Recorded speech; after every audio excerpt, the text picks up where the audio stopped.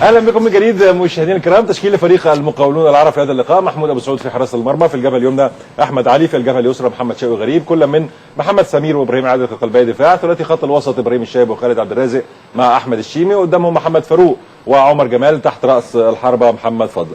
اما بالنسبه لتشكيل الفريق المصري في اللقاء اليوم: احمد بوسكا في حراسه المرمى، احمد سالم صافي في الجبهه اليمنى. ده تشكيل لفريق المقاولون العرب. كابتن احمد، تعليق تشكيل المقاولون العرب قبل ما اروح للفريق المصري. هو اعتمد على احمد الشيمي النهارده كثالث خط الوسط مكان عبد الرحمن خالد الغير متواجد في هذه الكتله. لا، هو مستقر بنسبه كبيره جدا على تشكيل نادي المقاولين.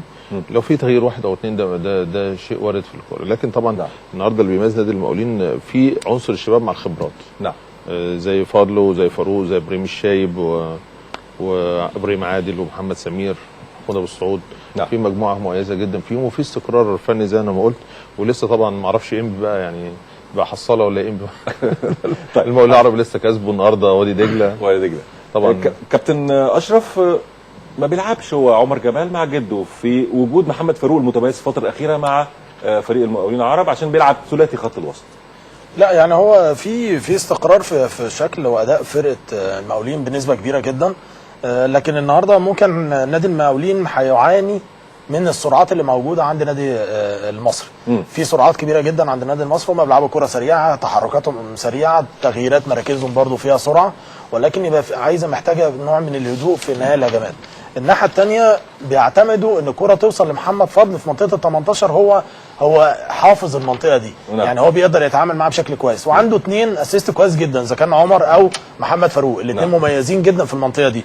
والثلاثي اللي في وسط الملعب طب عمر اللي يبدا ولا جده لو انت كمدير فني؟ لا، عمر يبدا، وجده لما بينزل بيعمل تغيير في شكل واداء من نادي المقاولين. نعم. انتقل لفريق النادي المصري. تشكيل لفريق المصري: احمد بوسكا في حراسه المرمى، احمد سالم صافي في الجبهه اليمنى، في الجبهه اليسرى محمد حمدي. ده الرباعي دائما وابدا للكابتن وخيارات الكابتن حسام حسن واحمد ايمن منصور واسامه عزب. ده رباعي خط الدفاع. ناتي للاخر: فريد شوقي، احمد كابوريا، محمد ماجد أنش، احمد شكري وسعيد مراد. تحت راس الحربه احمد جمعه. تشكيل في مغامره يا كابتن احمد. طبعا يعني المباراه الماضيه كان بيلعب فريد شوقي ومعاه لاعب اخر مع اسلام صالح المتواجد على دكه البدلاء. النهارده دافع بكل الاوراق الهجوميه. طب ما غريبه، هل اعتمدت 4-1 4-1 هتكون هذه الطريقه؟ لا، غريبه ان هو طبعا وهو الفتره الاخيره ما كانش مهتم بالناحيه الدفاعيه كابتن حسام. هو اللي بقول لحضرتك فتح الملعب اللي هو بيعمله مثلا زي سعيد مراد وماجد أنش او احمد شكري على الطرفين، وبيعمل كروسات شمال ويمين، وبيعمل خلخله للفريق المنافس. ده بيعمل دروب عنده في نص الملعب. نعم. كابتن حسام بعديها بيبقى الجون بتاعه باهداف، بيمر اهداف. لازم النهارده الناس الاطراف دي لما بتشتغل وبتهاجم لازم ترجع تاني ترد. لكن كل العنصر النهارده زي فريد شوقي وكابوريا وشكري وماجد أنش وسعيد مراد كلهم الناحيه الهجوميه موجوده بالنسبه الدافع الهجومي عنده. نعم. لكن النهارده ولا سعيد بيقدر يرد ولا احمد شكري بيقدر يرد. فلازم النهارده الناحيه الدفاعيه يهتم بيها. زي ما كابتن اشرف قال، السرعات في المقاولين العرب مميزه جدا. عنده بدائل كويسه جدا احسن من بدائل نادي النصر. مشاهدينا الكرام، نواصل بعد هذا الفاصل. ابقوا معنا.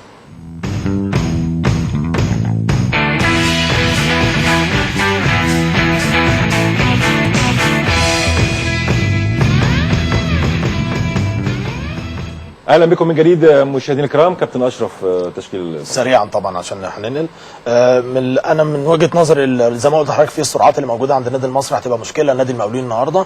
النادي المصري بيعتمد على الثلاثي اللي خلف احمد جمعه، احمد شكري وماجد أنش، مقدمين مباريات اخيره بشكل رائع جدا. الاثنين بيلعبوا برجلهم الشمال، فهيبقى التغيير ما بينهم هم الاثنين اكتر من سعيد مراد. يعني سعيد مراد هتلاقيه بيلعب على الجانب الايسر مستمر معظم الوقت. نعم. والتغيير ما بين احمد شكري وماجد أنش يعني في اوقات كتير جدا. نعم. احمد جمعه احنا عارفين انه بيلعب في منطقه ال 18 وبينتظر الكرات بالتمويل من الثلاثي اللي خلفه. نعم. مشاهدينا الكرام، الشوط الاول المقاولون المصري مع الزميل العزيز محمد الشاذلي. ابقوا معنا.